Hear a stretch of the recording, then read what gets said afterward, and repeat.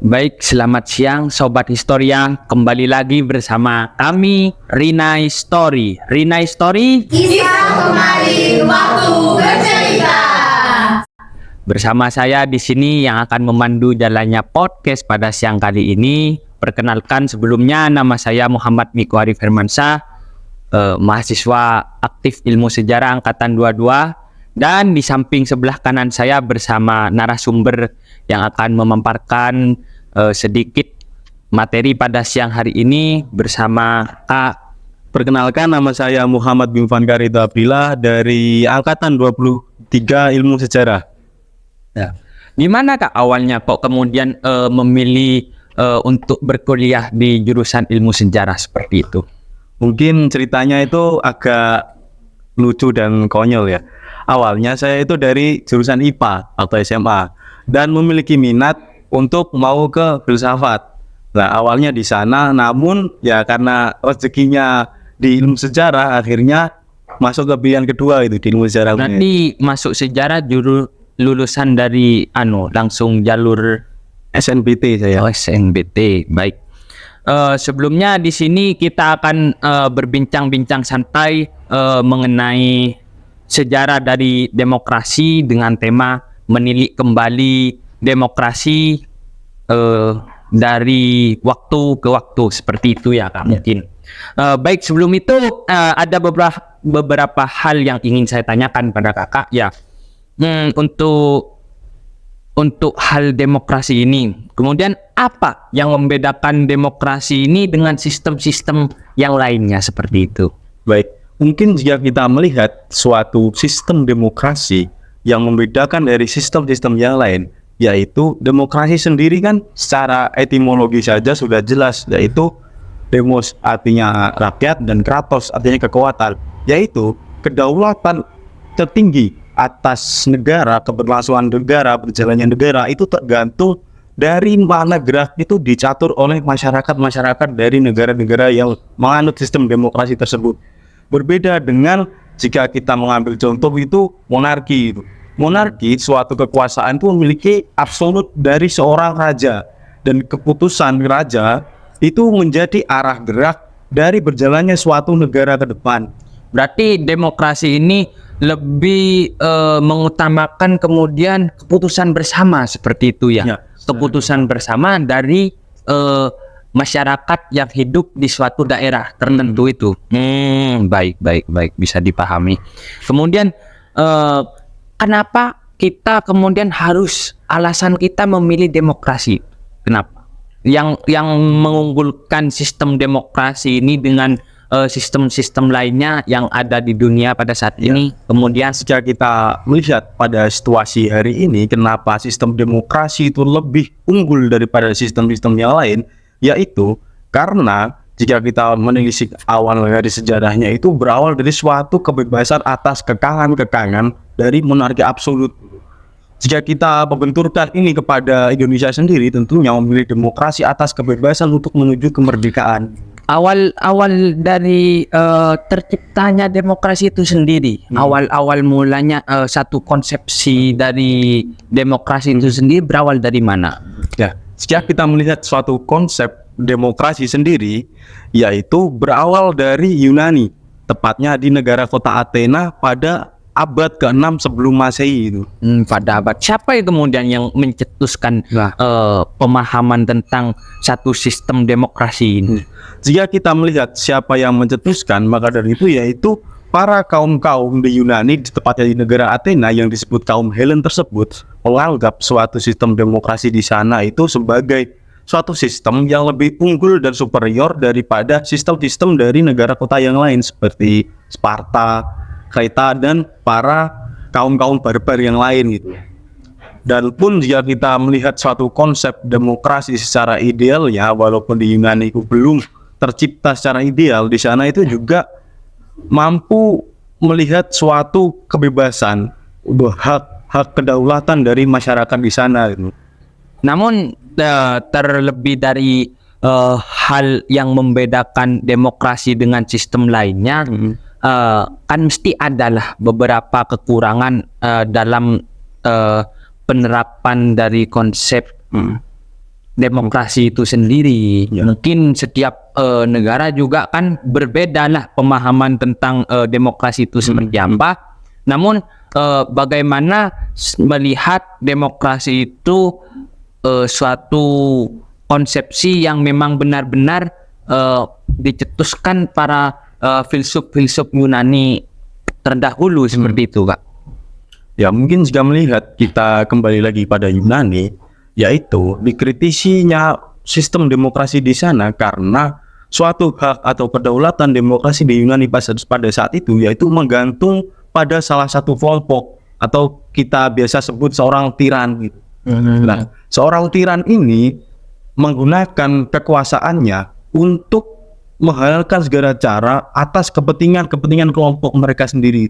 Nah, maka dari itu dari salah satu pemikir di sana dia mengkritisi hal tersebut, dinilai bahwasanya sistem demokrasi tersebut itu bukanlah sistem kayak sistem yang condong ke arah menuju kehancuran negara.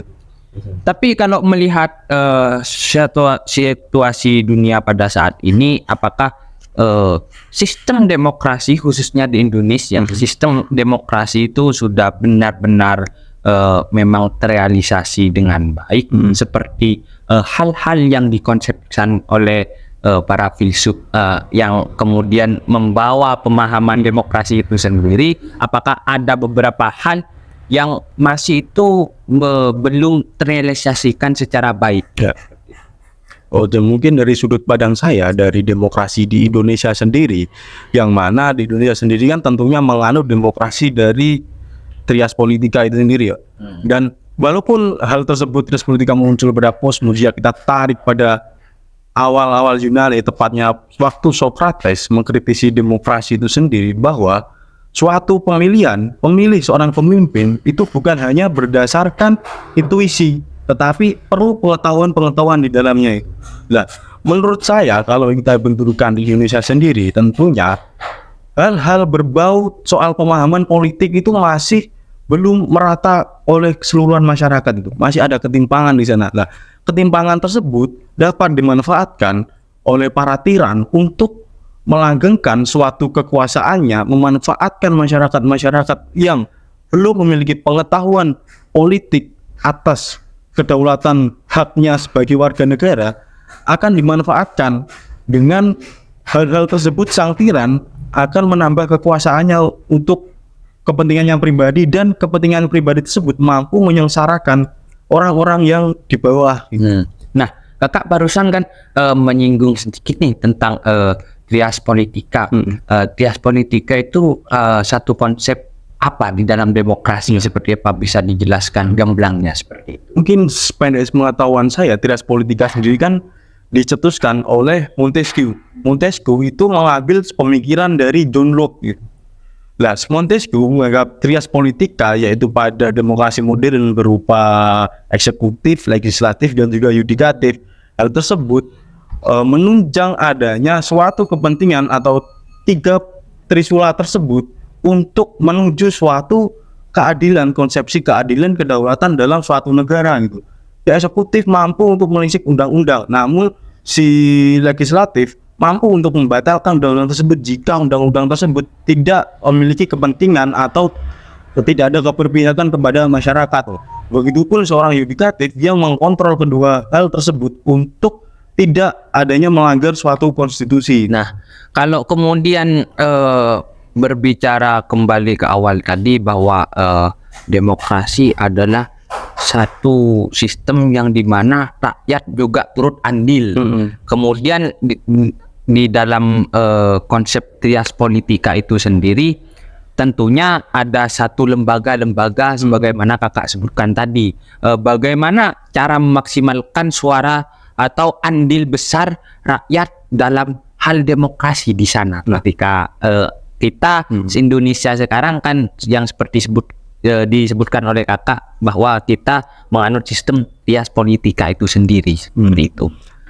Jika kita mengacu pada hal tersebut, bagaimana peranan masyarakat untuk memaksimalkan demokrasi, sebelum kita menelisik atau melihat peranan masyarakat untuk memaksimalkan demokrasi di sana, kita harus kembali melihat, Pak, bagaimana kondisi setiap masyarakat. Apakah setiap masyarakat itu sudah mampu atau sudah siap menerima suatu sistem demokrasi? Karena menurut saya sistem demokrasi tidak akan pernah berjalan jika pemahaman atau pendidikan dalam suatu masyarakat itu belum maksimal. Hal tersebut tentu akan mendapatkan suatu ketimpangan.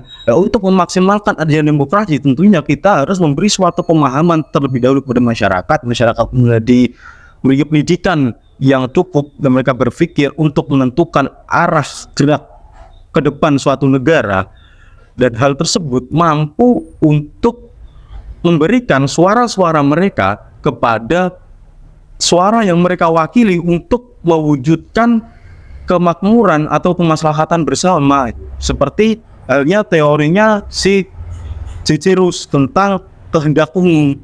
Kehendak umum tersebut tercipta karena adanya kontrak antara manusia dengan manusia, masyarakat dengan masyarakat, yang memimpin suatu masyarakat atau golongan dalam masyarakat itu sendiri berdasarkan satu suara yang menghasilkan suatu legalitas hukum.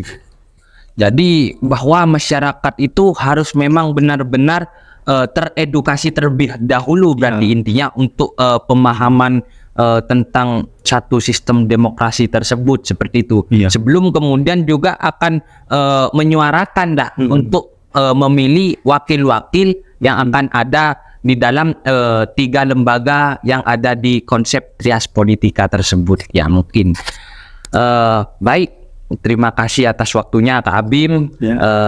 Mungkin ada statement terakhir lah tentang demokrasi itu, bagaimana agar kemudian kita semua dapat memahami dan bisa belajar lebih baik tentang sistem itu, karena memang sistem demokrasi itu adalah yang dipakai oleh negara kita sendiri seperti itu.